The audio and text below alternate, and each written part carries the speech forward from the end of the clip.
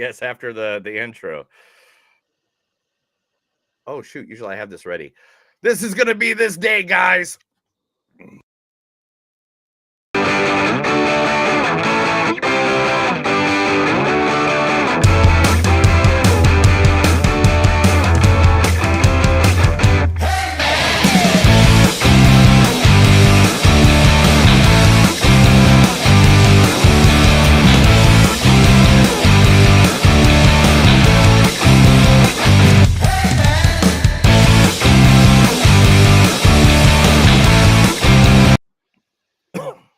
So I guess Chris quit. I have no idea why. Robert, did you threaten his life? No. Oh, okay. I don't know what you have guys going on inside private conversation. So I guess we're just in the lobby now waiting for Chris to get here because he has all the sound effects, the clips, the recording, and stuff like that. So we're just hanging out with, it looks like only about 17 people. So guys, chat is open on all Twitch, X, and all the other platforms. Usually I have a thing scrolling at the bottom, but I am off of it today. Robert, are you a big wrestling fan? Do you ever watch wrestling? I know you watch MMA and boxing and stuff like that. But I actually cover professional wrestling, so my fandom waxes and wanes depending on the time of year and what's going on. But yeah, I've been off and on a very intense wrestling fan, depending on which part of my life we're talking about. At the moment, I cover SmackDown for 411 Mania every week. So if you're hanging out there live, their live coverage thread, that's me. Come by, complain that I'm too cynical. That's what most people do. As you can tell here, I am very much a wrestling fanatic myself. Wouldn't have guessed. Never. Not with the AEW hat on, the Will Ospreay shirt from I bought you last night. Literally, my friend and one of my closest friends, I don't know if I can really, unless I turn the whole room a different color, but his luchador mask is right there, cool. Called Lunchador. He's a good buddy of mine. Me and him have gone to several WrestleManias together and go to like all we could. So since we have time and I guess, do we talk movies or let's talk wrestling since we both know it for no apparent reason at all. Did you watch AEW last night? Whatever you want to vamp on, I'll vamp with you. Yeah, I got friends that watch the show that are pro wrestlers, like stuff like that. Oh, well, Chris is coming in. Of course, he's going to stop this right away. Sorry about that. Hey, Chris, me and Robert have one question. Yeah, what is it? Do you believe? Please don't do that. Please don't do it now. Chris! Please don't do you believe in Joe Hendry? You can't say his name or he'll show up. I know. Again, I'm ambivalent. Again, I'm ambivalent to Joe Hendry. I don't have that. I'm ambivalent. I have my wife literally admitted to me yesterday. She was like, honey, I have to admit to you, I can't get that damn theme song out of my head. And I was like, well, the thing is, he actually reversed engineered it. So it does get stuck in your head because it's at 120 BPMs, like We Will Rock You and We Are the Champions. Those songs are meant physically and scientifically to get stuck in your head. And it doesn't help that Joe Hendry is basically what would happen if a Labrador wished to be a real boy and it was granted. Yes! All right, guys, we got Robert on the show with us today. We're about to start the intro. Chris, hit the theme song.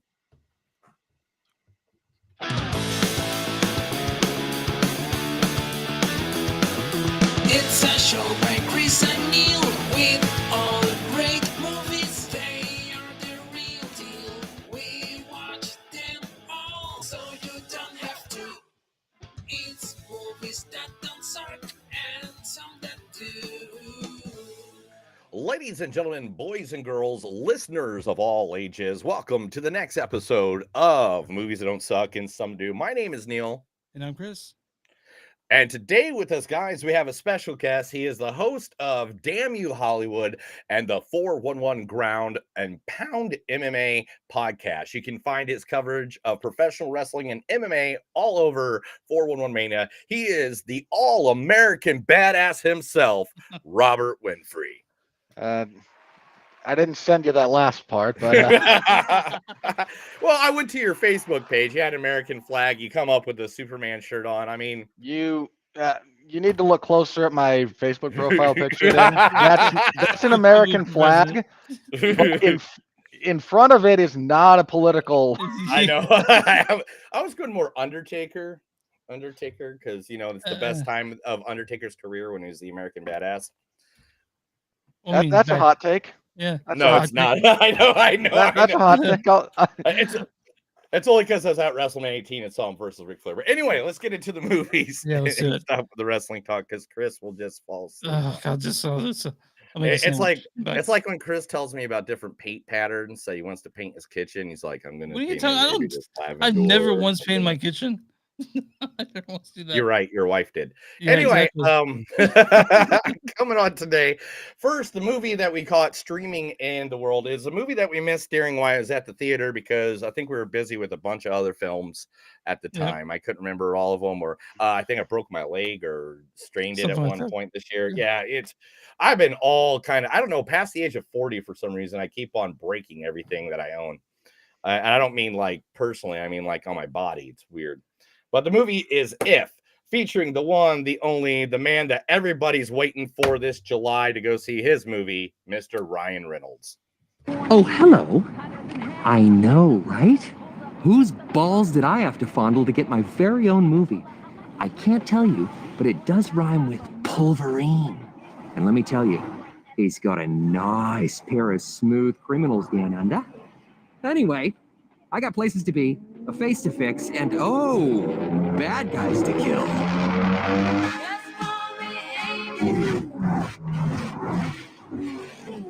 Maximum effort. Yeah, obviously from Deadpool. Dude, of course. What else are you going to advertise right now for Ryan Reynolds? I mean, it's not like it's on popcorn boxes, gin bottles, meals that you can get at Bojangles. Mint Mobile. Huh? Mint Mobile. Like, yeah, it's not like one of the major gaming companies just came out with a unique controller that is designed to look like Deadpool's ass. I know, right? I saw that. Oh, that's amazing. Also in the movie If is Kaylee Fleming. What's wrong?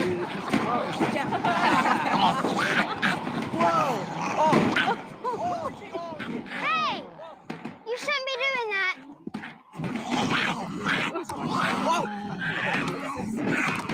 Get away from there. Calm down, we're just having fun. It's dangerous. If you don't stop, I'm gonna tell Rosita. Shut up! You talk too much. No wonder your mom abandoned you. What did you say? You're such a baby. She must have gotten tired of all her whining. Say it again.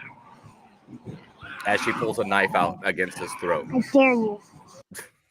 You're from Fear the Walking Dead or Walking Dead? That is from The Walking Dead. Okay. Yeah, that's when she played the little girl that just got the hat from Carl. And I can't remember because after like season 6, I think I kind of just disappeared. I disappeared season 5, I think. It turned into too much misery porn. I came back for Jeffrey Dean Morgan as Negan for a little bit because there we go. Yeah, who wouldn't? But now we have him in The Boys, so why even go watch The Walking Dead? I mean, also, tune in next week for next week or the week after for an in-depth discussion of The Boys season 4 and why Flanderization of your characters is a bad thing. All right. Then also in this wonderful movie, If, is Chris's male crush, John Krasinski. It will text like Jesse Plemons that John Krasinski's quite a bit. I'm just saying that you can't be. I'm just saying that you can't be sure that it wasn't you. That's ridiculous. Of course it wasn't me. Marijuana is a memory loss drug, so maybe you just don't remember. I would remember. Well, how could you if it just erased your memory? That's not how it works. Now, how do you know how it works? Knock it off. Okay, I'm interviewing you. No, you said that I'd be conducting the interview when I walked in here. Now, exactly how much pot did you smoke? Neil, how much did you smoke before the show? Today? Just like 10 minutes ago. I don't know. I don't really count. I live in Oklahoma. It's like everywhere. It's like more than water here. In fact, I'd rather smoke the weed than drink the water here, to be honest. Also in this movie, Chris's other man crush, Mr. Steve Carell. I enjoy having breakfast in bed. I like waking up to the smell of bacon. Sue me. And since I don't have a butler, I have to do it myself. So most nights before I go to bed, I will lay 6 strips of bacon out on my George Foreman grill. Then I go to sleep. When I wake up, I plug in the grill. I go back to sleep again. Then I wake up to the smell of crackling bacon. It is delicious. It's good for me. It's a perfect way to start the day. Today, I got up, I stepped onto the grill, and I clamped down on my foot. That's it. I don't see what's so hard to believe about that. That is Classic episode. great. Yeah, and Chris is if you don't know, Chris is overly obsessed with The Office. Like that's the only show he watches. No, I don't. Besides- I watch other things, but yeah. No, Office just the movies that we watch. Literally, it's The Whatever. Office and that. is- I'm surprised. Office clips. That was a choice. Yeah. And then the last guy we're going to say his name on this one because man, he's one of my favorite actors from the 80s and 90s. This is one of the last time his voice is ever going to be used because he passed away last year. One of my favorites, Lou Gossett Jr. I don't believe what I'm seeing. Where you been all your lives? At an orgy? Listening to Mick Jagger music and bad-mouthing your country, I'll bet. You better stop eyeballing me, boy.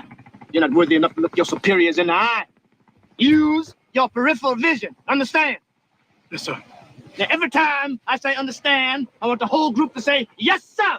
Understand? Yes, sir. Understand? Yes, sir. Yeah, from Officer and Gentleman, right?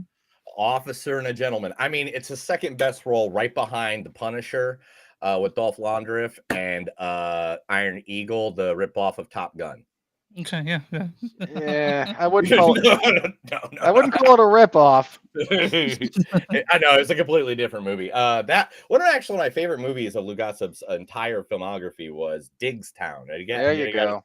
Diggstown with James Wood, Oliver Platt, Heather Graham, I think was in that too, wasn't she? Like I think so. She was the little, she was the girl or whatever. The niece or whatever. Bruce Dern, who is one of the best professional shitbags you'll ever find. Yes. Oh, such a great movie. If you guys haven't seen Diggstown, go out and watch it today. Seriously, you will enjoy it. It's just a fun little boxing movie. Then the second movie we got this way is the one that we're all here to talk about. Let's be honest. Everything else is going to be just like 5-minute conversation. Because the one we want to talk about is Longlegs, featuring Mykiev Monroe. There's this guy that lives across the street, and he's always looking over here. Looking over here, how? Every time I look over there, he's just standing in his window, and it's like he's staring right at me.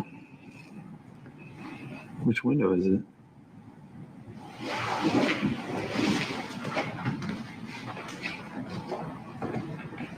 Right there.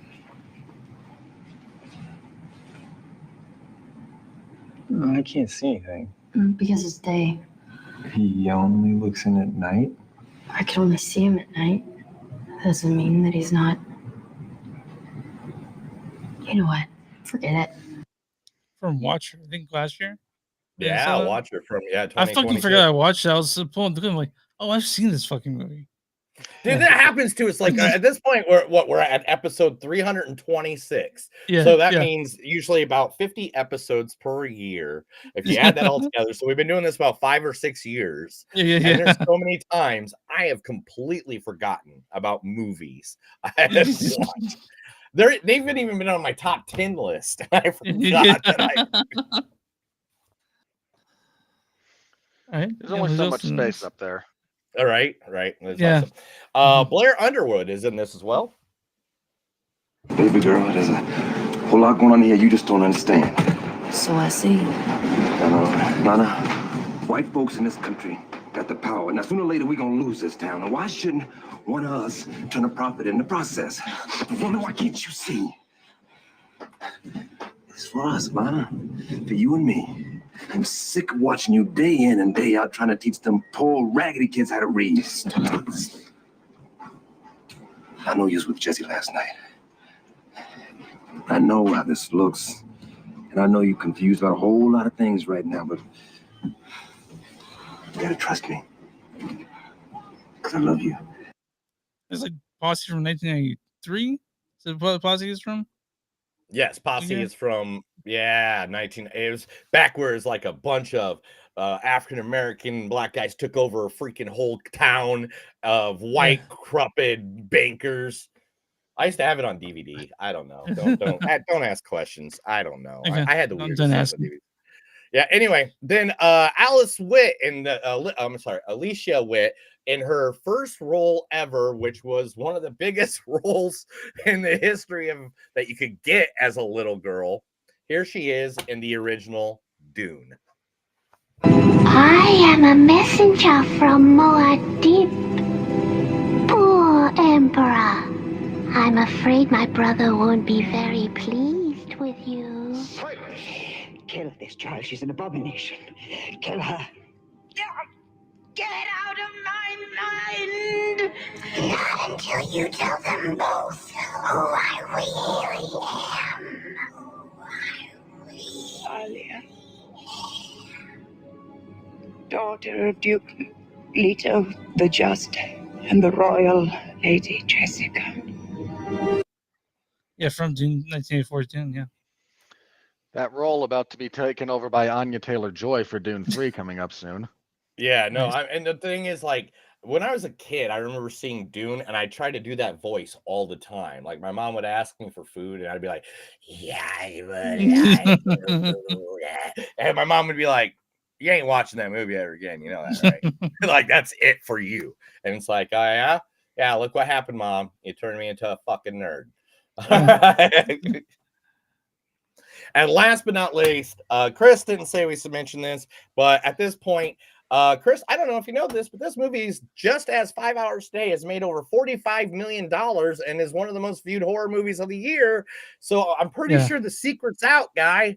The one, the only, the great Nicolas Cage. They're not real. You get that, right? None of it is real. The critics aren't real. The customers aren't real. Because this isn't real. You aren't real. Okay. Derek, why do you care about these people? They don't care about you. None of them. They don't even know you. Because you haven't shown them.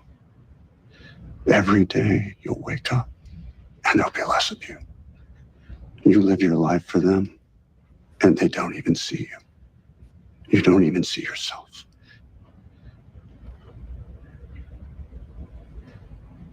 We don't get a lot of things to really care about.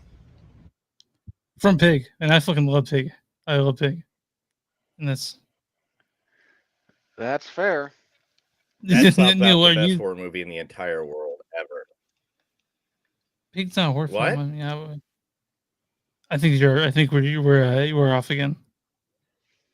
Oh my god. Okay, everybody. We'll be back in I'll be back in 1 second. Let everybody know where we're from. Well, since you're recording it anyway. So tell everybody where they can find us.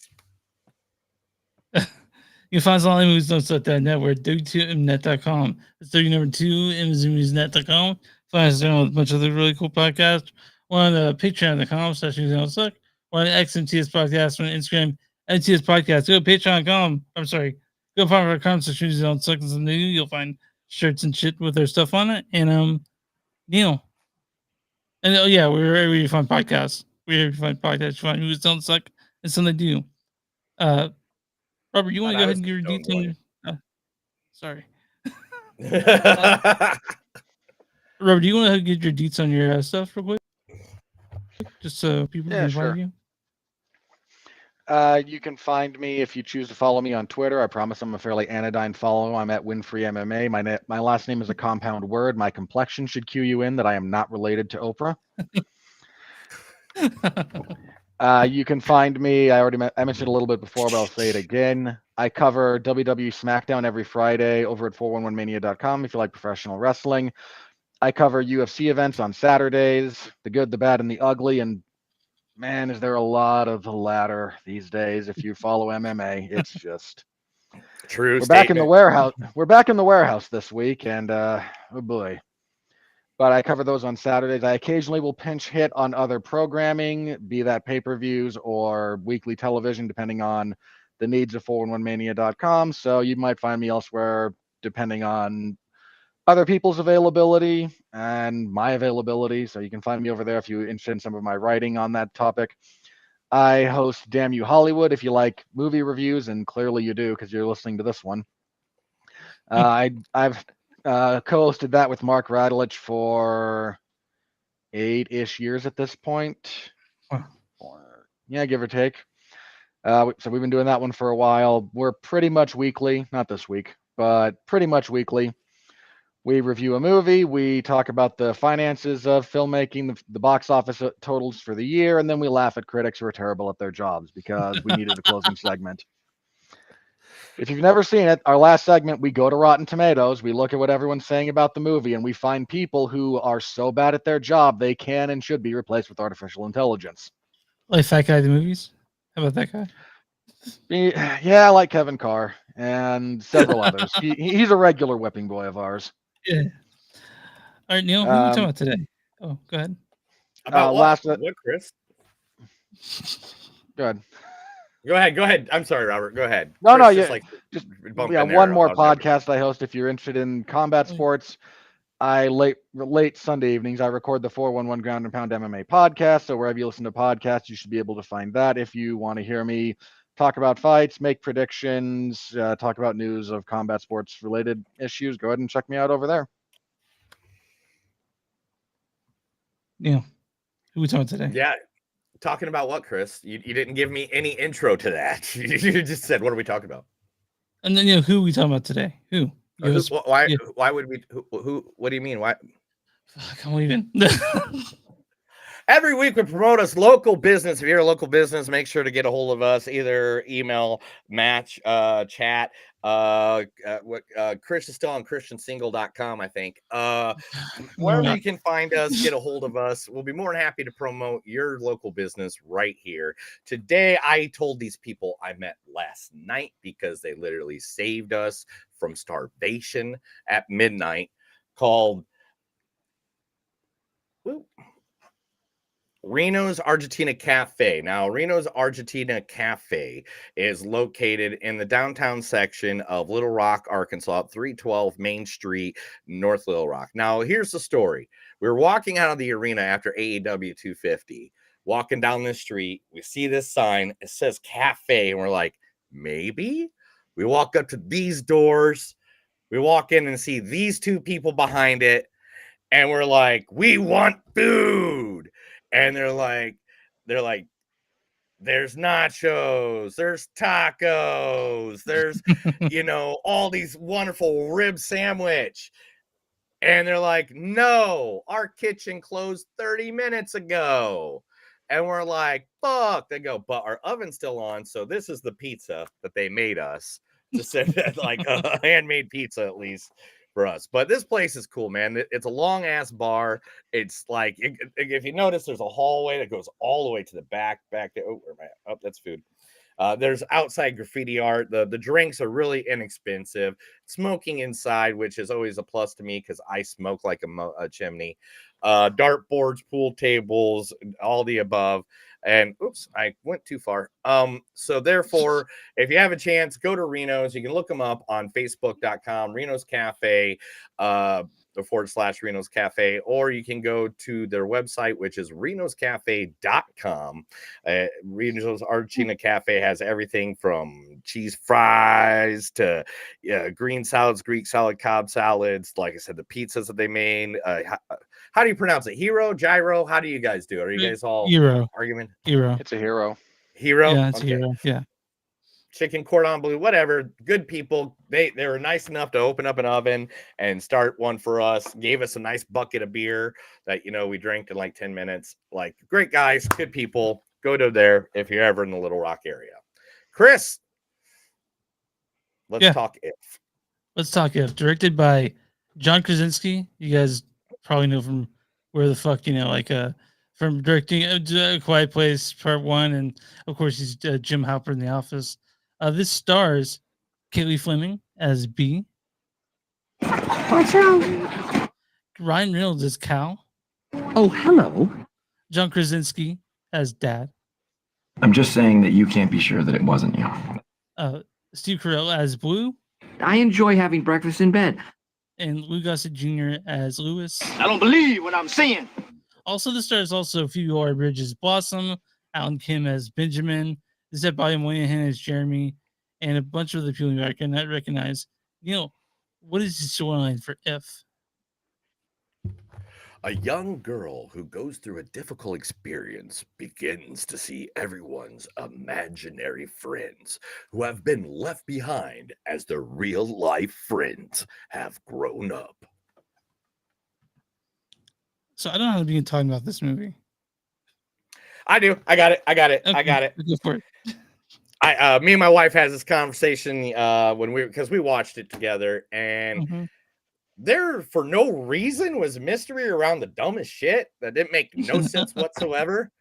Like they made stuff a mystery that they didn't really give you the answer to, and it didn't make no sense. And so there's little parts like that. This movie was cute. It was fun. Anytime Ryan Reynolds makes words come out of his mouth, it's a good time. I mean, the guy does Mint Cell commercials, and I'm happy to see them. It's like the only commercials I'm happy to see. but I think it was fun. I thought they tried. I don't know if it really succeeded as well as it could have, but it was just kind of like we're trying to be Pixar without being Pixar, I guess would be the best way, right? I guess, man. It was fine, but I would have never watched this if we didn't do it for the show. Never. I force him to do things like this. Believe me, I'm in that same kind of relationship. You have nothing but my sympathies. Robert, what did you think of this movie? I'm kind of with you guys. It's okay. This was better when it was a 20-minute cartoon. Yeah. Yes. For those of you unfamiliar with Foster's Home for Imaginary Friends. Oh yeah. Yes. That's a better iteration on this particular idea. I also, even watching the trailers and now having seen the movie, I can't help but feel that Ryan Reynolds was not the first choice for the character of Cal. Who do you think was the first choice? I'd bet a lot of money they really wanted Hugh Jackman. Oh, that would be a great one. That would be fucking great. Oh, because he'd have been perfect for the. I guess I don't want to give away the twist, but he'd have been good for the Ryan Reynolds character. He gets to wear the kind of shoes that he likes to wear. Look, man, Hugh Jackman desperately. He was born in the wrong century, man. He would have been the biggest star of like 30s and like 40s, 50s era Hollywood when everything's a musical. And he can just sing and tap dance on screen to his heart's content. Instead, he's doing more steroids than Scott Steiner over the age of 40 trying to fit into the Wolverine costume again. And I can't help but feel bad for the man on some level. Oh, my God. I know. I mean, by any means, it's like, yes, do I love him as Wolverine? Great. Awesome. But I have to agree with you on that. Like, what was the first, I saw the Broadway play, but I mean, off Broadway. It was in Chicago. Greatest Showman? Huh? Greatest Showman. No. Way before that. It was he was like in a white suit and he was like, I think he's saying Copacabana during it. I have to look it up, but it was like he just got done playing Wolverine for the first time ever. Right. I can't remember the name, but I know what you're talking about now. Yeah. And he came out, and then all of a sudden he did like this disco Broadway play, and I happened to see it when they went to Chicago with it. And I was just like, I absolutely love that Wolverine's in front of me. I think he's saying Copacabana. I want to say that Copacabana was one of the songs. That's his real love, though, man. That's stuff he really loves. Like Copa. I want to say that's what I remember seeing, but again, this was years ago and far away, and like at least 5 concussions ago. So like, so it's like I have no idea. But that he would have. I feel like he was the first choice. Like, look, you can play this slightly gruff, a little bit downtrodden, but fundamentally whimsical character.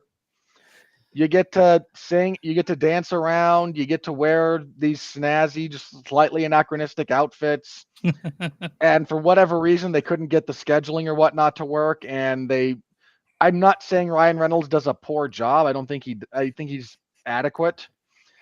But Reynolds, he's got a problem being wholesome because there's just something about him that everything feels a little bit off color. A little dirty, a little R-rated. Like ever since Van Wilder, you can't go back from that. You know what I'm saying?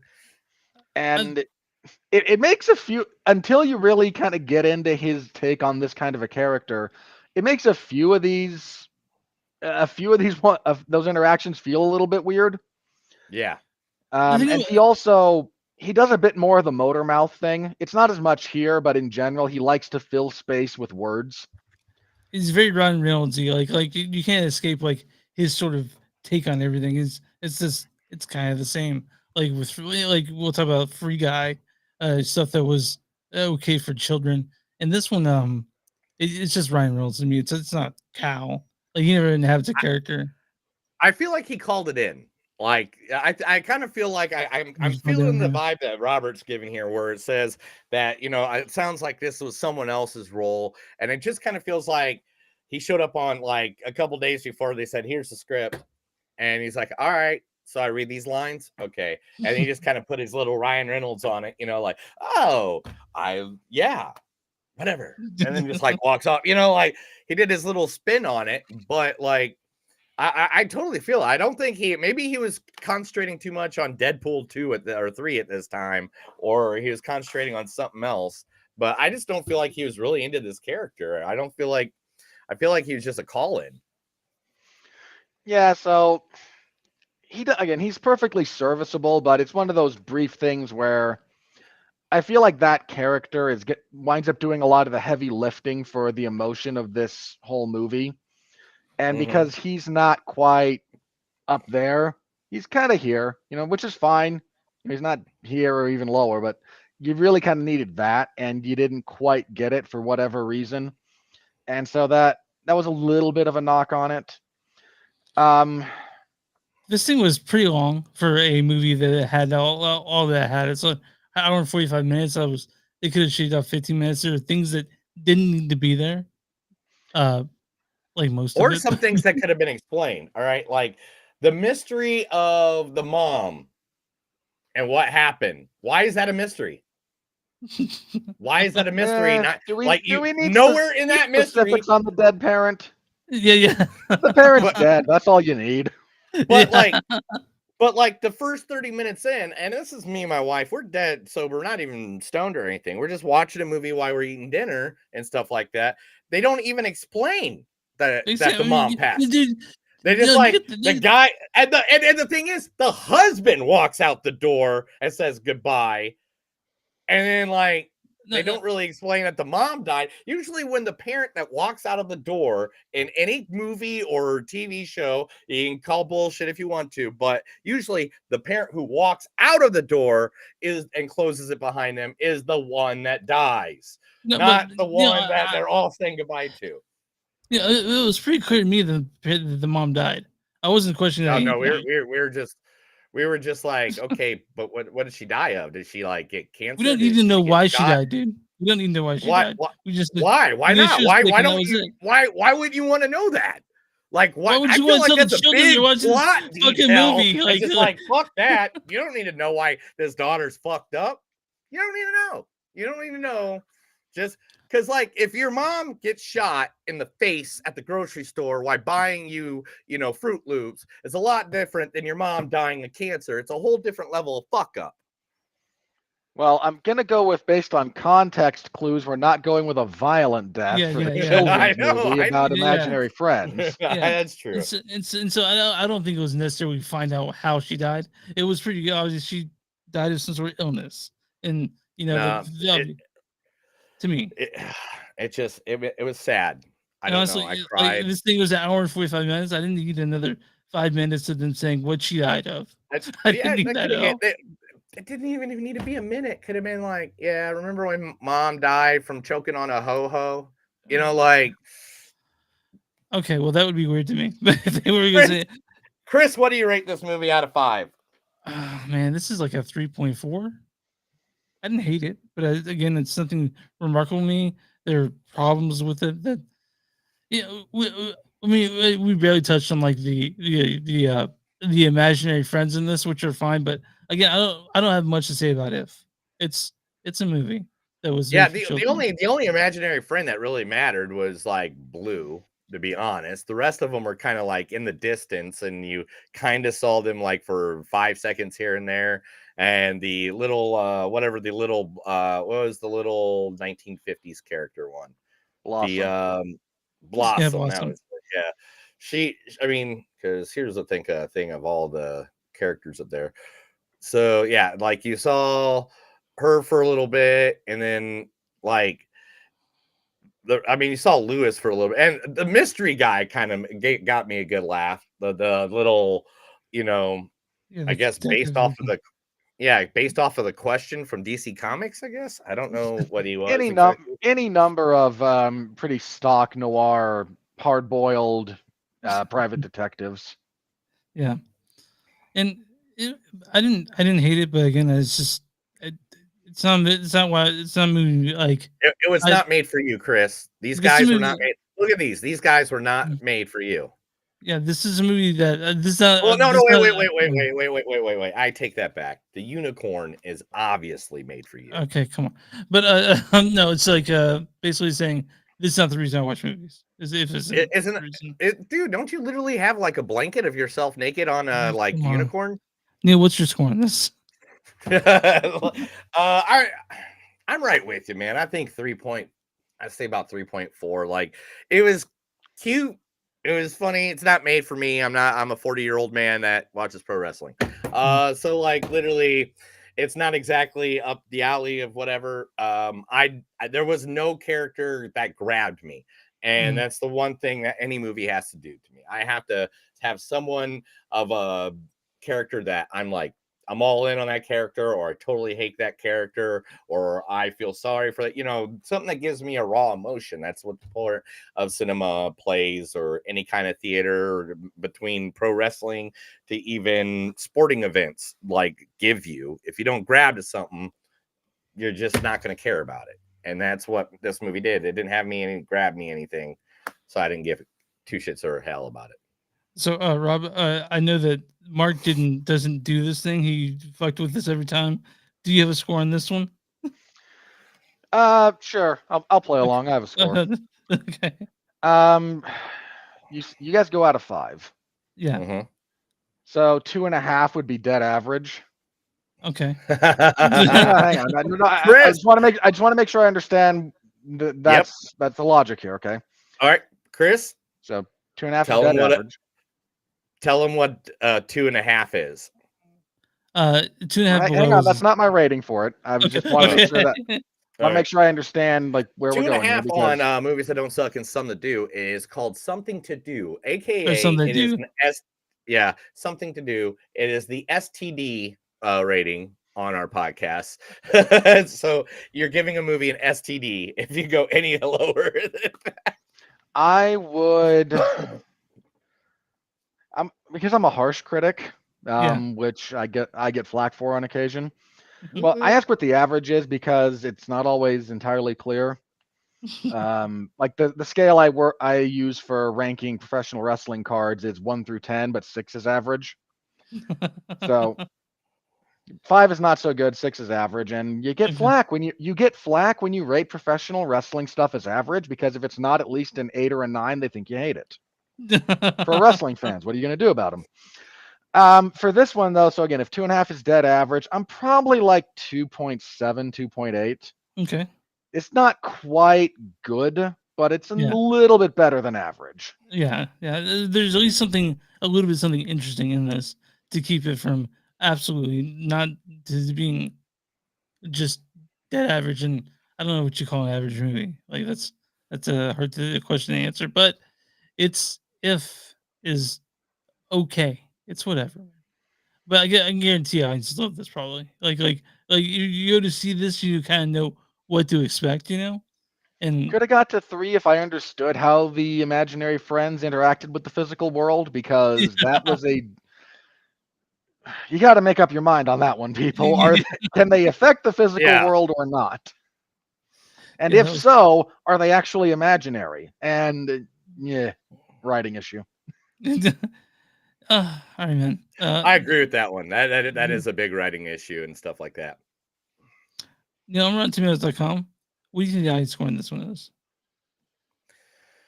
Oh, I'm going to say the audience score, because you know what? Even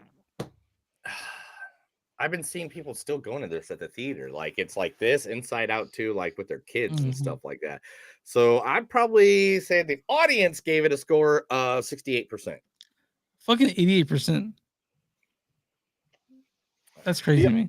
Audiences are not the most discerning. I quit. I'm done. All right, Neil. What's the Big Bang Mean critic score for If? Dude, for If, the critic score, okay, 88% from the people that go watch it. Critic score, man, I don't know. I feel like they're going to be more on our side on this one. I think they're going to be around like 71%. 49%. Damn, I should have gone lower. I knew I should have gone lower. My guess would have been 55. Yeah, I should have gone. Yeah. Oh, I was just going lower than the audience score. Anyway, Critics' consensus is a sweet ode to rediscovering one's inner child. If largely works as an old-fashioned family entertainment, despite an occasionally unfocused, unnecessarily complicated plot. I'll read a good review and a bad review. This is from Paul McGuire Grimes, the Paul Strip the movies. He says, Krasinski knows how to reach each member of the family differently, making for a good family movie night that sparks creativity and tugs at the heartstrings. Okay. Not unfair. Not unfair. Yeah. And this is this next one's from Billy and Melissa, a Men's Journal. Billy says, I'm sorry, I'll actually do this one. David Newstar, Real Film Review says, and the this feeling, guy. yeah. We do this every week. I know some of these people by now. The appealing premises, for the most part, employed the underwhelming and uninvolving effect by Krasinski. I'm really we're talking a lot about the director John Krasinski, and he's made 2 movies, so it's kind of hard for me to think he has a style at all. And these don't really seem like I don't know if it'll be one of those directors you can look at and say that's a John Krasinski film. I don't know if he's gonna make those movies ever, but it's very rare that a director comes in their first couple of movies and you immediately get a recognizable style. Yeah. I mean, if you're like Spielberg or Hitchcock or Tarantino, someone who's really immediately knows who they are and what they want to do. For most directors, it takes a few before you kind of get that figured out. I wonder if he's gonna start being a journeyman director where they ask him to do stuff and he'll just do it, which is you can do that, I guess. But that's if you guys want to watch that, it's on Paramount Plus. If you guys want to do that, or you can rent it on Amazon. If you have kids, they'll like it. I mean, like that's ultimately, that's I think If wound up doing okay money wise because it had decent legs and there wasn't a lot of family film competition until Inside Out 2, kind of broke the door open for the entire summer blockbuster season. And now you've got Despicable Me 4, which is kind of taking everyone's lunch in that space. So Inside Out 2 is still knocking out of the damn park. I swear, I can't believe it's almost at $2 billion now. It was 1.4, I think, last time I looked. So yeah, it's already at 1.8. Oh, nice. I just did right before we jumped on today. I went back through all the news. That's insane. The desperation worldwide for just good family entertainment is very big. A lot of the studios that made their money appealing to families over the last 8 years have driven a lot of them away with bad movies and bad messaging. And the fact that now the world outside is becoming 105 degrees every day, and we're all about to die, means we need the inside air conditioning. I'm in the basement, so I'm wearing my hoodie. It's cold down here. Sorry guys, but yeah. A meat blocker. All right, let's get ready for the news. This is The Movies Don't Suck and Something in the News. I'm about to read stuff to Chris because he's illiterate from all those years of type 2 diabetes from drinking 37 Diet Cokes a day. What are you talking about? All right.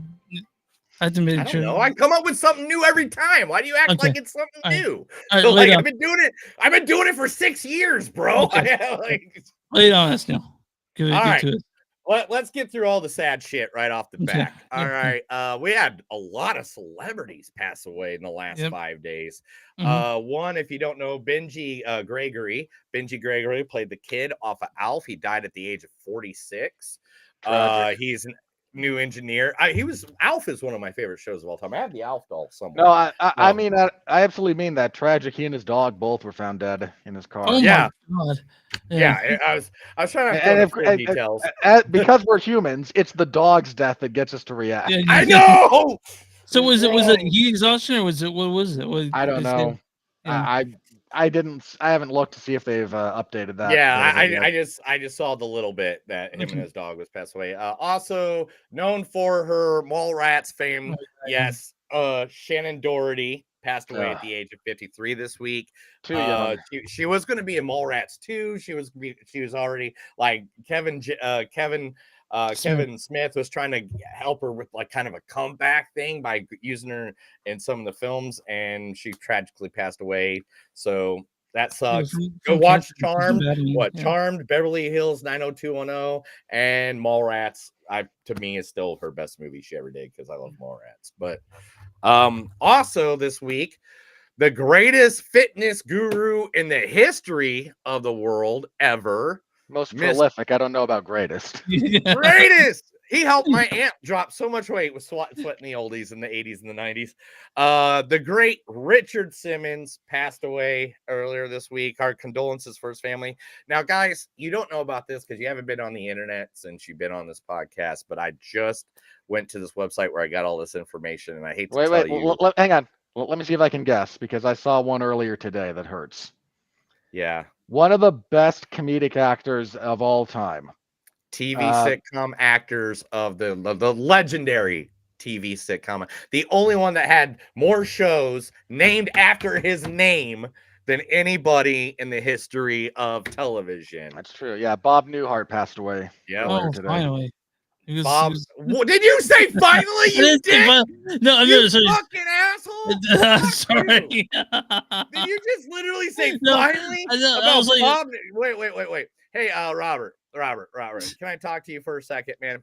Just man to man. I think you just took over my podcast. Chris is no longer around on here anymore. Like seriously, dude. Why do you want to get us canceled? All the time you try this shit to get us canceled. Tell everybody how much you hate Taylor Swift too. Who's been around for a while? Like you live in Kansas City and you tell people you hate Taylor Swift. You can't come on I here don't and say I've never said hate one of the greatest comedic actors of all time. I've never said I hate Taylor I'm glad Swift, he's man. finally dead. I don't even want to do the rest of the news segment now, bro. That kind of just like that was a stab. I mean, hang on. In fairness, and I do mean this in all sincerity, in fairness, if you thought Bob Newhart had already passed, that would be understandable. Yeah, that's true. I mean, I'm not gonna lie. Oh man. But anyway, to all the families, condolences. Some of history's great actors, at least to people our age, or not. If you are a Gen Z or whatever, and you've not like ever seen Bob Newhart except for that little spigot he did on Big Bang Theory, literally go back, go watch some of his sitcoms. They were funny. I'm sure some of them are probably not. Some of his stand-ups pretty good too, man. Some of his stand-up was pretty good too. And I remember him doing the Jerry Lee Lewis Jerry Lewis marathon. Was Jerry Lee Lewis? Jerry Lee Lewis is the singer. Jerry Lewis was Lewis and Martin. Okay. Yeah. So the Jerry Lewis marathon growing up, I remember him doing that. Oh man, telethons. Don't know if that I missed those, but they are definitely an artifact of the past. Oh man, come on, we all loved them. Let's be honest. They kept PBS on the air before the government stepped in. Glenn Powell has given a update for all of us to know that filming for Running Man will be starting because they're aiming for 2025 release. So that means we are getting a remake of the Richard Bachman book, aka Stephen King, Running Man, featuring the guy who's been in every other movie this year, Glenn Powell. I've turned a corner on Glenn Powell after seeing Hitman, and then I watched Everywhere at Once. I'm like, okay, I like this Glenn Powell, but so I'm looking forward to his entire career in the big screen at this point is just what movies did I watch on HBO when I was 8, and can I remake them now? I love it. Yes, I'm down for that one. That is completely. That's We're reviewing Twisters next week, and that's just he's in that. I'm going tomorrow or on Sunday. I'm going to an actual 4D theater to go see Twisters, where the seats all move and the air blows and stuff like that. So that will make it cool. But I don't think without that experience, I mean, another movie about tornadoes. If I want to watch a movie about tornadoes, I'll wait for tomorrow night when the weather changes and step outside. I live in Oklahoma. You guys live in an area you could, take a trip up to Chicago and see all the devastation from that series of events a couple of days ago. Oh gosh, yes. Actually, my family lives in that area, so it's like, I don't know. I think it's all Chris's fault. It is. If we could blame the problems of the city of Chicago on just one person, I think we would, but we all know it's worse than that. No. It's only one person, and it was Candyman. So today, yesterday actually, marks the last, the final part of Crisis of Infinity Earths Part 3 coming out, which was the last performance we will ever see of Kevin Conroy's animated Batman and Mark Hamill's Joker. This was the final send-off. Kevin Conroy died a year and a half ago. This is the last thing that he recorded. A send-off to one of the greatest Batman of all time. In fact, the only good Batman, I think, of all time. Chris, what do you think? Yeah, I know that you love Kevin Conroy. You tell that story every time we talk about him. That time you met him, but I'm sorry. I'm sorry that you don't like good stuff. I don't dislike Kevin. Okay. But talking about people not liking good stuff, Tyler Perry's new movie has now nabbed one of the only movies in the world out of 3 to get on Rotten Tomatoes the 0% from critics and audiences. Wow. Both. You gotta do some work to get both of those. So I guess I didn't know that people hate it. I've never watched. I don't watch. It's not movie for me. So it's like, did he just like give up? Like, I think he had like 1 or 2 good. Well, okay, acting wise, I think the only movie I saw him in that I liked him was when he played Alex Ross, the Morgan Freeman character from Kiss the Girls. Cross. Yeah, Cross. Cross. When he played that, I think that's the only role I've ever seen him in where I was like, yeah. But I've never liked any of the what is her name? The big mama lady that Medea. I've tried watching those over the years, and I'm just like, should he try a new line of work, or what do you guys think at this point? I don't know. Being friends with Oprah has benefits is the only thing I can say about that. Yeah, but Oprah's a big fan of that Tyler Perry. Oh yeah, talking about sequels, by the way, guys. Go ahead. Go ahead. I'm done talking about Tyler Perry. Talking about sequels, we're still getting that Young Guns 3 movie coming out in the next 2 years. I swear, if they actually title it Young Guns 3 at this point, they should be sued for false advertising. It should be Young Guns 3. We're old as fuck now. This is almost the retirement home guns. Like, no. It's like they're getting out their 6-shooters while they're putting their dentures in, and they're making like eating their pudding, and like Lou Diamond Phillips.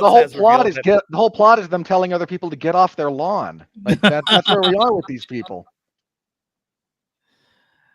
Lou Diamond Phillips reveals that the script is ready, and Emilio Estevez is scouting locations. The actors also revealed that some characters, presumably dead, could come back to life. And as of right now, development of Young Guns 3, it is officially greenlit. Okay. Well, I just don't even. I'm sure Netflix will be pleased with their new streaming service, their new streaming film. Yeah, right. Kevin Smith, I guess, is making part of Jay and Silent Bob 3 going to be a parody of the Evil Dead series. So Kevin Smith is going to release a new movie that about the same time George R.R. Martin finishes the next Game of Thrones book. So never. Anyway, so what it says in here is, behold the Necrokev. It's the Book of Dead film careers. It's actually called the Necrobobakin, and I commissioned it to unearth the ancient evil tomb that features the new Jay and Silent Bob flick, and I start shooting it later this year. All right, man. Well, I mean, let's do it, I guess. I mean, I'll watch it. All right. Well, if you guys, if you do you beat have the like dead horse long enough, it becomes funny again, right? That's the like subheading of Kevin Smith's career. Well, pretty much what happened was, like, he almost died like 3 times. And so now he's like, man, I don't want to do things for big corporations. I just want to do my dumb little, stoner movies and leave me the fuck alone. Hey, And I guess, look, all right, man, cool. I'm not gonna fault him for that. I'm gonna fault him for the quality of his films. There we go. Hey, don't bring up Tusk. Anyway, talking about, hey guys, do you have a couple $1 million you'd like to spend? I wish I did. What's up? Okay, because up on auction on July 25th and 26th of this month, you can buy Princess Leia's metal bikini from Return of the Jedi, and Boba Fett's helmet, and the Mandalorian's helmet at an epic auction over at Golden Auctions, known for King of Collectibles off of Netflix. I'm good, man. I don't need You Uh, that sure stuff. you don't, man? I definitely want to buy that. I was thinking no one needs any of those things. Don't do this. I think that I need the metal bikini so I can go to like a Comic-Con, and I just wear that. And I can't wear underwear with it because there's no underwear in space, if I remember correctly what George Lucas told Princess Leia. Oh, is that something that happened? Yeah, that's literally what happened. They gaffer taped her boobs so they wouldn't bounce in her eyeballs while they were filming one. Now, a story that me and Chris has talked about for the last year came to a conclusion this past week. The actor Alec Baldwin has been dismissed of all manslaughter charges of killing the I don't want to say it wrong. Was it the special effects lady? Yeah, photographer. Yeah, cinematographer. The proceedings have been dismissed due to crucial evidence that was hidden by the prosecution team that they didn't give to the other. Sounds like a movie almost. Like the prosecution team didn't give the other team the evidence. I guarantee you, Alec Baldwin is already negotiating away the rights to this story. Yeah, he's such a bad person. I can't imagine who's gonna buy Rust after it's done. Someone will, but how are you gonna feel watching Rust? Dude, they released The Crow. You actually watch Brandon Lee half die on screen. We're gonna pretend that somehow there's ethics involved in any of this now. Fair enough. Fair enough. Right. By any means, I 100% agree. I mean, it's not like there's a big. Oh, you can't see it. There's 18 different streaming services desperate for content. Someone will throw a couple of $1 million at them to exhibit it. Yeah. I 100% agree with your theory on that. Bette Midler has told the studios, hey, you better get hurrying on Hocus Pocus 3 because us bitches are going to be dead soon. I love someone that's honest. Yeah, but they'll wait till after they're dead and do it digitally. That's the trend these days, right? Is that it? No, last but Oh, not least, yeah. we are going to be getting a bunch of Star Trek prequel movies set largely on Earth and the creation of the Federation of Planets. And at the same time, Star Trek 4 with the Chris Pine characters uh, are also in the works as well. Are you guys tired of Star Trek at this point? Is Paramount like pushing this because this is like one of their only major breadwinners at this Yes. point, or is it? Are you dead with the Yes, Star Wars, the Star yes, Trek? yes. Like, where are we at in this world? Paramount, you're right. Paramount desperately needs some kind of recognizable IP. All they've got is Star Trek, and they've pissed away a giant chunk of that fan base over the last 5 years. Right. And I mean, so going back, hey, this is about the formation of the Federation of Planets. Oh, you mean Star Trek Enterprise? We're rehashing that? That what we're doing here? just I mean, You man, also, if you're of all the fandoms to try and like, there's two fandoms that you really shouldn't mess with when it comes to, okay, we're doing a prequel. You're dealing with fans that know this stuff backwards and forwards. So when you screw with it, it doesn't go over well. So I don't know how that's going to go. It's an area that I think you could explore, but at this point, do they have any goodwill? I mean, the other one is Star Wars, and you just turned Darth Plagueis into Gollum. Good job with that. Like, what are we? Yeah, you're not gonna find a whole lot of winners here. Even the big budget films like the Chris Pine era of Star Trek movies have had nothing but diminishing returns, in no small part Correct. because you all decided to engage in blatant false advertising. We're totally not doing the Wrath of Khan, guys. Benedict Cumberbatch isn't Khan. What kind of silliness would that be? Oh no, wait. He totally is. That was so weird. I mean, I'm gonna like. I like Benedict Cumberbatch, and I like freaking Zachary. I liked him back when he was in Heroes and stuff like that. You know, I loved his villain more, and I like Spock. But I gotta be honest, just like for the it was just like, what the hell? Like, I was like, what's going on here? Like, I felt so weird. Like, I felt like someone touched me in a no-no spot, and I should tell my priest, but I think it was my priest that did it. See, the only thing I remember about that movie is I had food poisoning in the middle of it at the theater, so I got sick in that. Yeah, and well, that's what happens, movie, dude. You can't eat at Hooters and order stuff rare. I mean, that's your problem, bro. Is that the last? Is that the news story? That's the news, guys. Let's get on to the last movie. That was The Movies Don't Suck and Some of the News. Three nerdy baldy guys all talked about cool stuff that we knew at one point. All right, let's talk. Let's talk Longlegs, directed by Oz Perkins. A lot done acting, but he's directed such things as Gretel and Hansel, which I think you and I talked about that when it came out. And just watch The Witch. If you're thinking about watching Gretel and Hansel, just watch The Witch. It's better.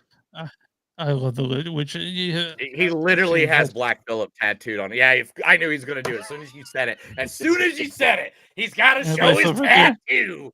You can't see it. It's kind of distorted. You just send them pictures of you like with that as you're laying on that blanket of you naked on the pizza or the okay. This stars Micah Monroe as Agent Lee Harker.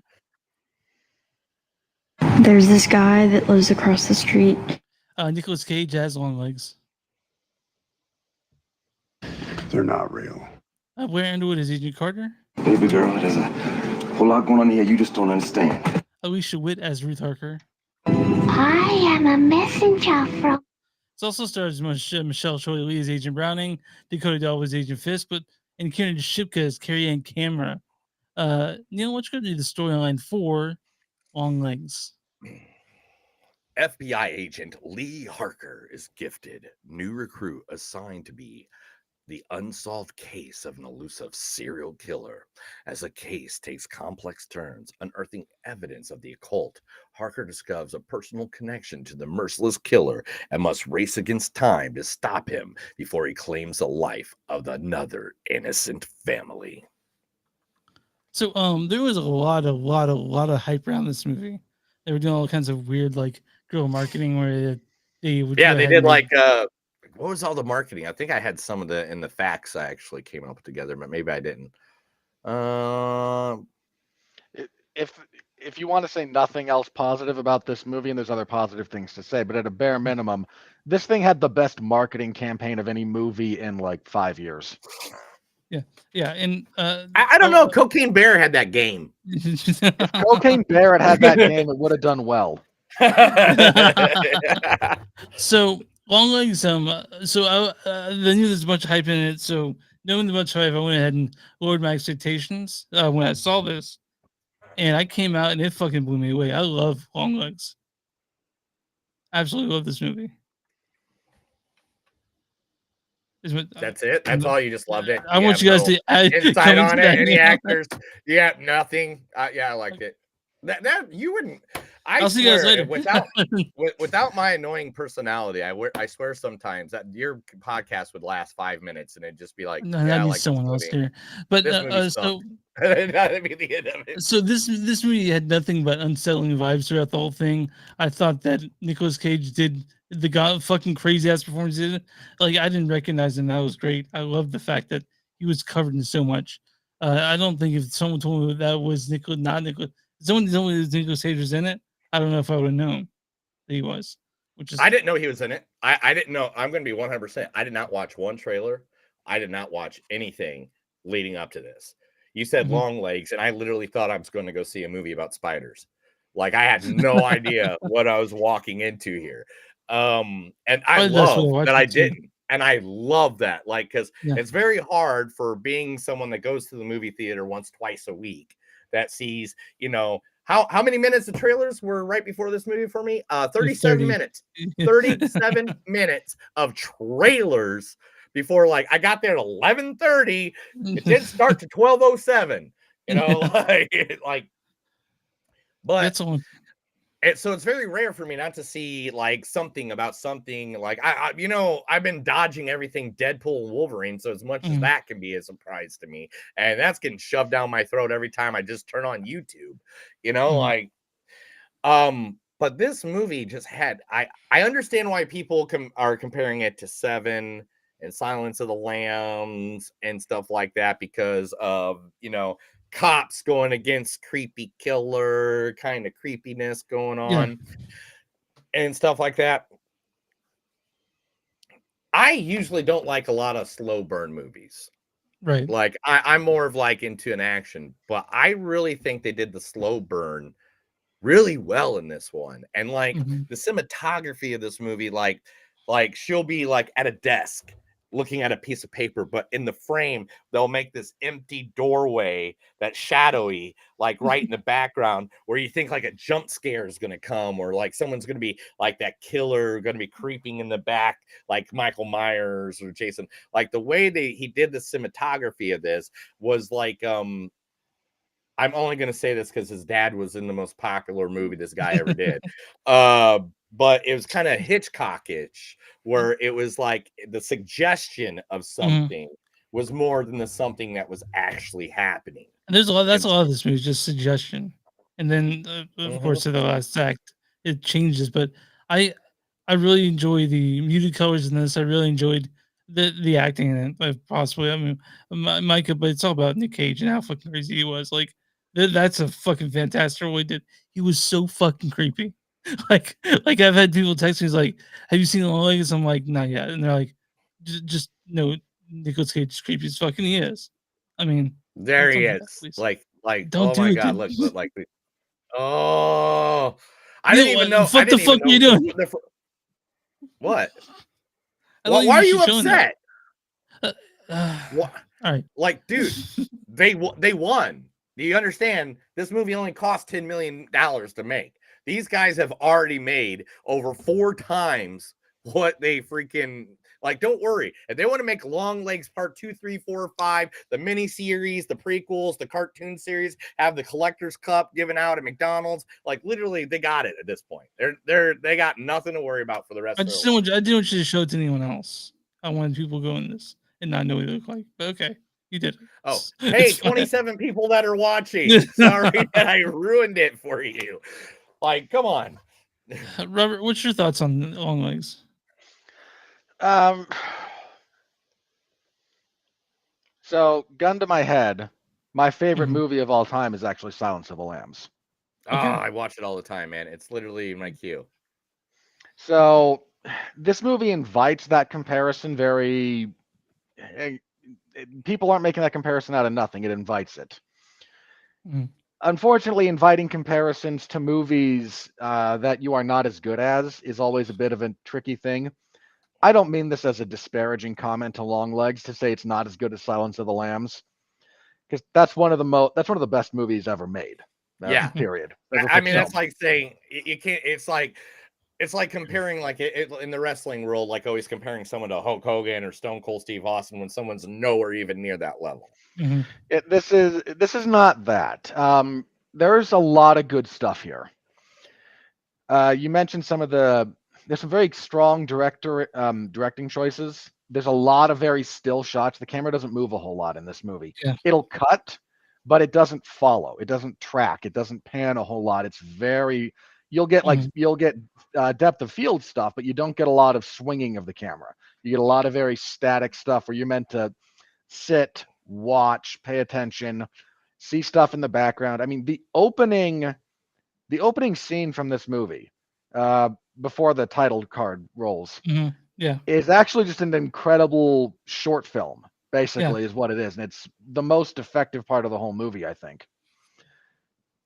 There's some really good use of music. It's a little bit. Yeah, I agree with that. The use of music in this movie actually gave it a lot of feeling. Yeah, it's a little. It's all new music, but when I say it's a little cliched, it's like, oh, of course we're gonna get the high strings. Like it's very within the horror music box, which is not always a bad thing, but I just have to say that as a point of it exists. Yeah. There's some really creepy imagery. Perkins has a very good eye for creepy imagery.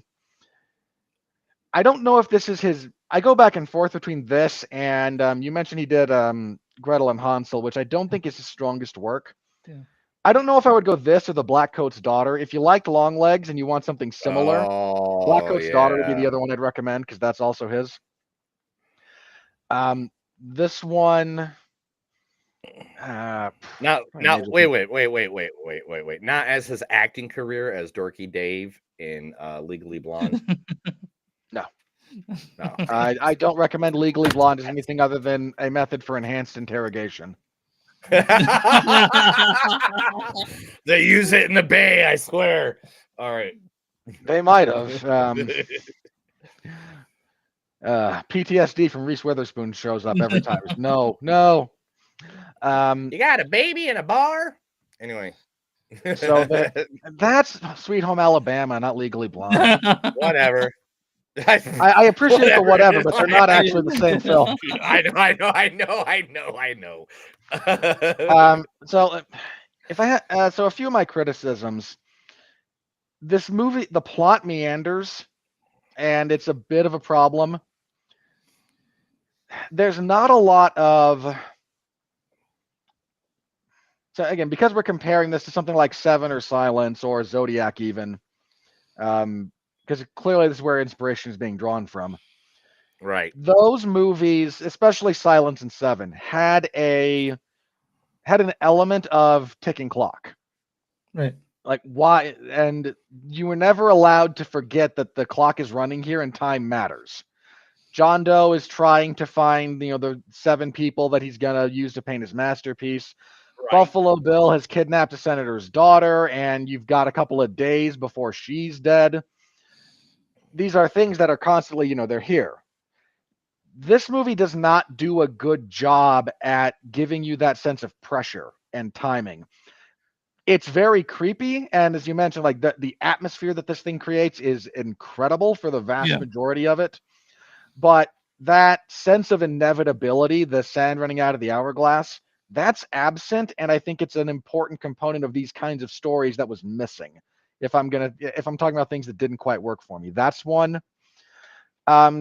The acting is very good to great. We not only have both Micah Johnson and Nicolas Cage do a great job, and freaking Blair, man, give that guy more work. He has one of the most difficult jobs in this movie. He's the normal guy. Being the normal guy in a borderline surrealistic film is a very difficult thing to do. You're either way off kilter or you ground everything. And if you've watched, Refn films and Refn projects, and boy have I, you'll know that the guy trying to be normal it can send things off the rails. Blair Underwood keeps it on the rails. He grounds things, and it's very, very useful. If there's another big miss for me, I'm not going to say big miss, but there's a twist. Twist.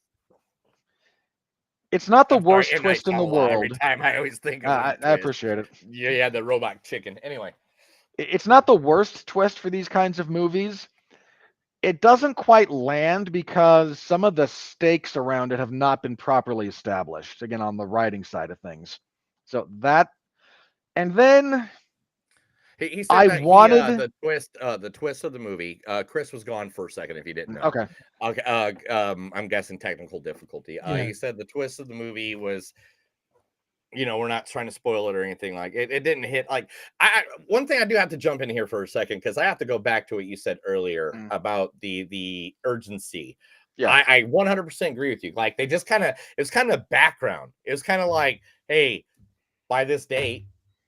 But they don't like if they showed you like a calendar and like said they're on the 11th and just like one time or like then they're on the 12th like the next day. If they just did some kind of reference to what the day was and what the urgency was, I think that really would have added a lot to this movie because I agree with you that movies like Silence of the Lambs and Seven that this movie has been being compared to a lot did have that. It has like an urgency that like if they don't find the senator's daughter, she's dead and everybody's going to be fired and nobody loves the world and the world's going to explode. Seven, it just feels like everybody can die at any moment and stuff like that. And so I agree with that motion a lot. I think that's one of the things that does take away from this movie. Yeah, again, so the acting is very good. Some of the characterization is not the best. And I think that's another that's a weakness of the writing more than anything else. We have good performances. I don't need more from Nicolas Cage than what I got. I don't need to know more about that character because that kind of character doesn't need it. By contrast, our lead, it's kind of important that I know and care about her. And I'm fine with her being socially awkward. That's actually, again, that's fine. But the relationship with her mother doesn't get fleshed out until later. And by the time it's fleshed out related to other things. And it doesn't quite line up. It doesn't quite hit. Right. And so that's a bit of a problem. I wanted to love the ending sequence. Yeah. If you've seen the movie, you'll know what I'm talking about. I wanted to love that. And I didn't. And I don't know if there's a tone and an atmosphere that they're trying to go for there. For that kind of a scene. I'm using vague language here. But if you've seen it, you'll know what I'm talking about. And there's just something off about the atmosphere and the mood for that kind of a scene for what they're trying to do. I don't know if there's a musical choice they could have made differently that would have helped. I'm fairly certain there is. There's a line delivered by Blair Underwood that strays a little bit too close to comedy. It's meant to be terrifying. It's a little too close to jokey. And I don't know if you can even save that line. I know what they're trying to do with that. It just doesn't quite hit the way it's supposed to. Yeah. Instead of like trying to hit the home run, it hit like maybe a double. And it kind of gives a feeling, but it's kind of like you didn't make it all the way, bro. And there's a big question around the character of Harper. Sorry, not Harker. Wait, it is Harker. Yeah, it's Harker. We're aping Dracula here. Okay, yeah, Harker. There's a big question about why she does what she does when she does it. If you think about it, if she has the ability to take the actions that she does right before the very end, not doing it sooner is a really big, like, why? What's going on there? You kind of... So there's a little bit there that just doesn't quite add up. And the actual investigative part of this movie, of this story, is not all that strong. The eeriness is great. There's a bunch of great individual scenes. Again, Johnson does a great job. Cage does. There's not a bad acting job to be found here. They're all very good. Yeah, the acting jobs were not called in on this one. No, it's the story. Perkins does a lot that, in general, I can say this about most of his work to this point, because I've seen almost all of it. He gets by on atmosphere and kind of vibes instead of an actually well-constructed story. He tries to let theme carry like Christopher detail. Nolan. Yeah, he just does atmosphere, has no good stories or anything like that. Well, no, they're okay, but he substitutes theme for substance in a lot of instances, which is just kind of a choice. Like, if you don't want to hammer out specific details, having a strong theme and a strong atmosphere will help with that. And his stuff does, to his credit, it does smooth over a lot of those rough patches. But a lot of the detail of his film doesn't hold up to scrutiny. The detail of his story doesn't always hold up. It's hard for me also when a filmmaker peaks very early, because the first thing he did was Blackcoat's Daughter, which I think is probably still his most sound overall film. This one is probably going to be better known. It's certainly a much bigger hit. Yeah. Well, here's the question. Here's a question I have for you to jump in here. Do you think this is going to be his plateau? This is kind of where he's at, or do you think that there's going to be a movie that he puts out later that is going to be better than what Longlegs is? Because do you think this is him trying to figure out the kinks of his directing? Because again, he's only directed 5 things. Yeah. And one episode of Twilight Zone, I mean, that took like a week to film. So the rest of it, however long that took. But do you think this is the way he's working out the kinks? Is this when they made when they make Evil Dead, and then Evil Dead 2 came out, and Evil Dead 2 was the far better because they figured out everything they fucked up in Evil Dead. Well, it helps that you had a real budget too, in the case of Evil Dead franchise. I think he is capable of doing better than this. Let me preface this with that. I think what's going to limit him is if he sticks with trying to do the auteur thing.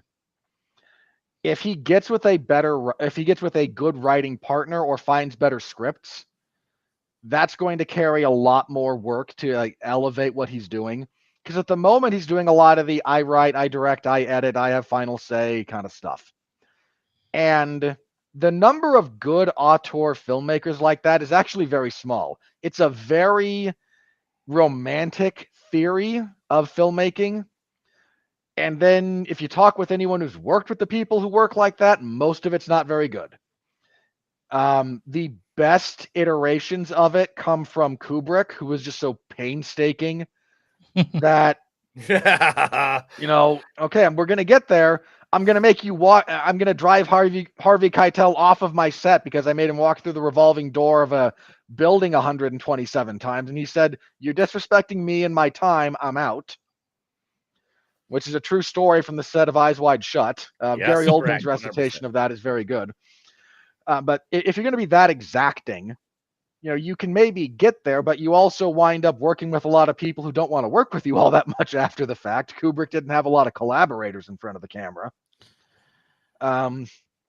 Or you just wind up with self-indulgent, you wind up in a situation where no one's telling you no. You get Kevin Costner deciding, I'm going to spend how many hundreds of millions of dollars filming a 4-hour epic that's going to blow up on the launch pad? Or you get Martin Scorsese. All those movies have been canceled now. None of them are going to the theater. Horizon 2 and 3 are no longer going to theater because of how bad Horizon is done. Or you get Martin Scorsese bending the fabric of space-time, creating The Irishman, which I think is still ongoing. God, that's crazy. Oh my god, I feel like it's never gonna end. It doesn't end. Like I was watching because I watched his other movie. I watched Killer of the Flower Moons. Killer of the Flower Moon. I watched that, and I'm pretty sure I was simultaneously still watching The Irishman because it was still running. So, I'm going to disagree with you on the Chris, ending. yeah. Chris, jump in there. Give us your fur take. You kind of took off for a second. Let's hear you. Let's wrap it up. So I disagree with the fact that the ending. I think it was meant to be. I thought it was meant to be ambiguous as it was. It's not. I don't think anything was said, but I obviously read about this movie afterwards, and Oz Perkins did a actual Nick Cage interviewed him in Fangoria. So nice. So Ben, I read that last night after I got home from the movie, that interview. Again, Oz Perkins, I thought there was a lot of clever things in this movie. It had me transfixed, this whole thing. At no point was I bored or just like wandering off. And I agree with you with the fact that it does meander a bit, but I could have spent another 2 hours in that world they created. That bleakness, that like you said, a whole lot of atmosphere. It made a whole lot of story. I also think that was a choice. The atmosphere part of it. Like it is, and he does a lot of bleak movies. If you want to take a trip into the bleak land, Oz Perkins films will take you there, and I say that as a compliment. Yeah, good bleak films are hard to find. Yeah, and this has all of it. When it comes to because like you said, inevitably going to be compared to Silence of the Lambs, one of the best movies ever made, right? It's not as good as that, but then I think we're looking at it the wrong way because Longlegs, well, it's compared to that. I don't think it was even meant to be close to that, you know. And so a lot of people have the problem with it. It feels like a procedural, and I think that was. I think they're looking for procedural when that also wasn't the case either. Like, honestly, if anything, this could have used a little more procedure, like a little more structure to it in that respect.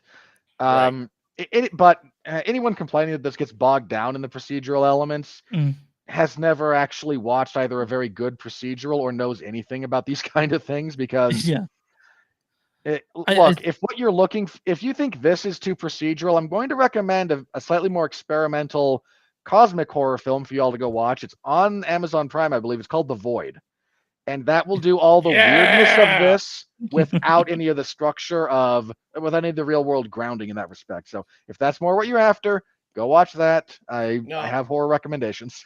Yeah, I got some horror recommendations. Like, go watch all 3 of The Feast, because there's nothing better than a husband making it up to a wife when she gets skull fucked to death in the first movie to make her the leader of the good guys in the second film that she came back from the dead. It's a great story. Like, I'm hung out with them this weekend. Great couple. They're awesome. Good horror B movie. Anyway, Chris, it's that time of the day, man. We got it. We got to wrap this up. Okay. So yeah, let's do it. Robert, since you're a guest on this one, we're going to let you go first. Robert, out of 5, what is your rating on Longlegs? 4.2. This is strong. It's a good movie.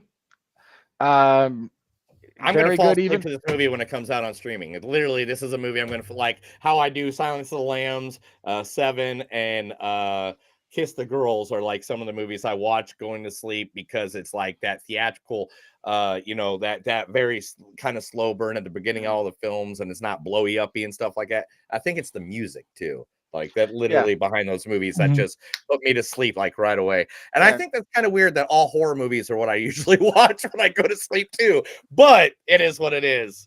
So I agree with that.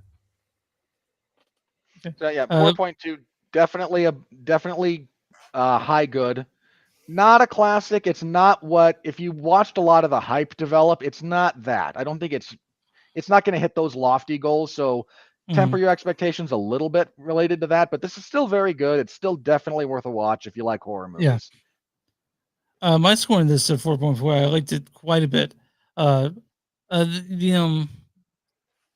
had something to say and it lost me. But Longlegs is a very good movie. I was actually going in with low expectations, so I thought the hype would I tried to ignore the hype, and it's like you said, there are people that saying the best movie of the year. when it comes to this year, there are two really good horror movies. This is one. And so when I talk to people about movies this year, I'll ask two questions: have you seen Longlegs and have you seen Late Night with the Devil? Because Late Night with the Devil is to this day probably to the top of my list for favorite movie I've seen this year, and I just Longlegs is right behind it on at least horror films I've seen this year, and I'm very excited for comes up next from Oz Perkins. Neil, what's your It's score on always this? I like it when we get to meet like filmmakers that I mean, yeah, of course we've seen them and Gretel and Hansel and whatever and stuff like that in the Black Daughter. But I'm glad that we're getting a new director, a new filmmaker that we're going to be able to talk about because I'm kind of getting tired of the same old guy. So I'm glad that we're getting some new blood in the world. Chris, you said 4.4. You said 4.2. I think I'm right between you guys. I think I'm at that 4.3 because the only reason I love this, I thought it was a really good burn and stuff like that. But there are some major factors, just like Robert stated earlier, that did kind of hit me weird and kind of like, I wish I could have known a little bit of that information. Why is there a naked guy behind you? He's not naked. That's my brother. Oh, he had a shirt on that matched his. he just got a shirt on that's very close to his skin tone. I was like, why is this a random naked guy walking behind you? We're To gonna be get taken off fair, a YouTube. random naked person walking through the back of the frame is very on brand for Longlegs. But yeah, I think this is one of those movies that if I went to a friend's house and they had it on, they're like, we're watching this for the first time, I wouldn't leave the door right away. I'd probably sit around for a little bit and see if I actually wanted to watch it again. So it's like, and that's one of my things that holds to me when I review a movie is, can I watch this movie again and enjoy it like I did the first time I enjoyed it, or can I get something different from it each time? I can in this movie. Obviously, this is going to be a movie that I'll probably be watching. I'm pretty sure as soon as this comes out, I'll introduce this to my wife right away because I went to the theater to see this. She doesn't like going to the theater. So, but yeah. All right, Neil. I'm on RunTunes.com. What's the audience score for Longlegs? I'm going to say that they gave it a 82%. 64%. People are calling this the worst movie. Fuck! Yeah, I'm way off this week. I got a little crazy and read some of the audience reviews, and people were saying that's the worst movie they've ever seen. They walked out of it, and some people were saying worst movie ever made. Which, what the fuck have you been watching? If that's the worst movie. Well, in fairness, because we're talking the audience score, right? Yeah. We're talking audience. So if you track the audience scores tend to just be, did I like it, without a lot of deep critical thought about it. And in fairness to the general audience, Perkins makes weird films that are not going to be polarizing. It's rare that you hear anyone talk about his stuff that is kind of in the middle of the road. It's either really good or you really don't like it, and whatnot, that I understand people being a little bit weird about. Okay. The one thing I got to say about this, guys. Okay, so I just looked online. I didn't see this, but the rotation of the photo thing on IMDb brought this photo up. Nicolas Cage with the actress that plays in the story. The picture they took together on the red carpet of the premiere looks like creepy grandpa with like the 18-year-old party girl or just turned 21 party girl that went on. Look at this photo.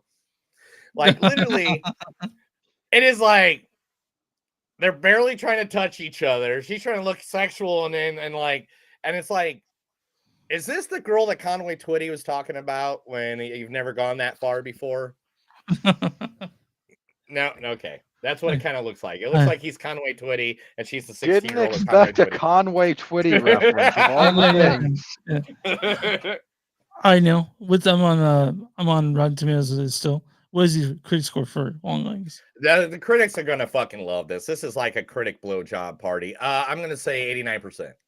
You're 86%, so not quite. But okay, yep. A good review and a bad review. Here's a bad review. This is from, I want to find the one that's 0%. This is Jim Shimby. He says all creamy, no pie. 1 out of 5. Yeah. One, I don't know why you're deciding to go with that metaphor here, buddy. And two, no, if anything, I would actually argue this maybe is a little bit the opposite. We actually could have used a bit more confectionery on top of the atmosphere. Yeah. And this is from Doug Jameson, the Gen Report. He says, it's chilling away that crawls into our skin, courtesy of Osgood Perkins' masterful blend of the supernatural and psychological horror, and one genuinely frightening performance from Nicolas Cage. Is a 4.5 out of 5. As you go through these, there's a bunch of 5 ones that were the ones that they put out. They're like, hey, this is the ones that we wanted you to pay attention to. Screened a couple earlier this month. Yeah, I saw these people that knew would love this and blew it up. But I really liked Longlegs, and it's partially because I went in hoping the hype was wrong. It wasn't. It's a pretty good movie, and I don't know. This will probably stick with me, and my scores are never the same by the end of the year. Sometimes we change in my mind on this one, so I don't know if we'll be talking about the end of the year, but we might, and I will see what happens when I do my top 10 sometime late December. I think we're good on this one. You guys can see this. Yeah, I actually just got a direct message from a lawyer. I'm going to be able to sue Maxwell Jacob Freeman for stealing my personal property yesterday. Oh. And using it during a match. So yeah, I think I need to get done here and talk to this lawyer. All right, you guys can find us online movies.net. We're at wtm.com. .com/2 is a movies net. And we're also on Instagram at DS Podcast, on XMDS Podcast. You guys want to buy a shirt with our face on it or our name on it? Go bonfire.com so movies out second something to do. Not just Bonfire, we also are at tpublic.com too, which is /Blackwood Productions, because I didn't know what to put an ender. But we have a bunch of shirts there as well. We're on Patreon. Go to patreon.com/movies you can get a value meal, and then we have a few subscribers. And then anywhere you find podcasts fun movies don't suck and something to do. Oh yeah, if you're on YouTube and subscribe or Facebook and all like that shit, I don't care. But yeah. Rob, you want to give your deets again? Yeah, sure. You can find me covering mixed martial arts and professional wrestling over at 411mania.com, WWE SmackDown on Friday, UFC events every Saturday, occasionally pinch hitting elsewhere, so you might see my byline over there on occasion on different things. Again, come drag me in the comments section because that's kind of what it's there for. I host Damn You Hollywood, which is most Mondays. We talk about one big movie that came out over the last week. We give it a deep dive, craft-wise.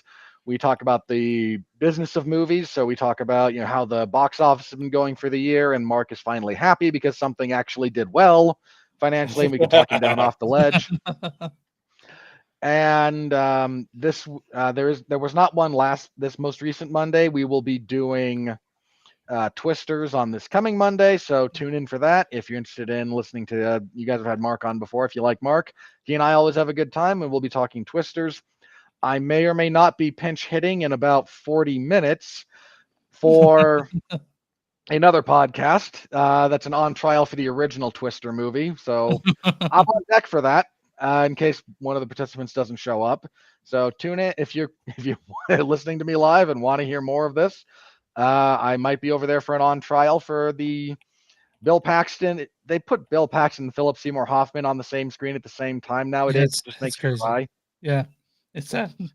But so I might be over there. We'll see. If not, if you just want to hear Mark and I think Ronnie is scheduled, talk about Twister, that 90s classic disaster flick, go check that out. You don't need to listen to me talk. You can listen to other people talk if it's on a subject that you're interested in. So I think that's it for my recent plug. So thank y'all for having me. Oh, no problem. Anytime, guy. What your small businesses? Small businesses, if you got a small business, let us know. Just send us an email message, direct message. Follow Chris to his home over at 2764. That's not my address, but I don't want to give it out. Shawnee Mission. Anyway, just let us know. We'll be more than happy to advertise your business right here to our thousands of listeners, our millions of followers right here at Movies That Don't Suck and Some to Do. Are you guys ready to get here? Let's do this. Yeah, let's do this. Well, that's another episode of Movies That Don't Suck and Something to Do. My name's Neil. And I'm Chris, and I'm Robert. We had a good time talking about love, death, and the things that all come between. But remember, guys, when it comes to all three, love is the other one that only makes the other two exist. Have a good day.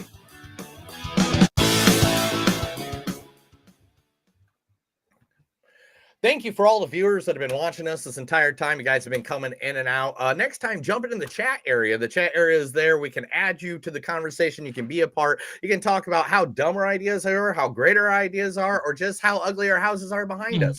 Just let us know. Come in there, jump in the chat. We want you to be a part of the conversation. Thank you for watching us tonight. I know we went a little long. You guys all have a great night. Everybody wave to the crowd. Bye.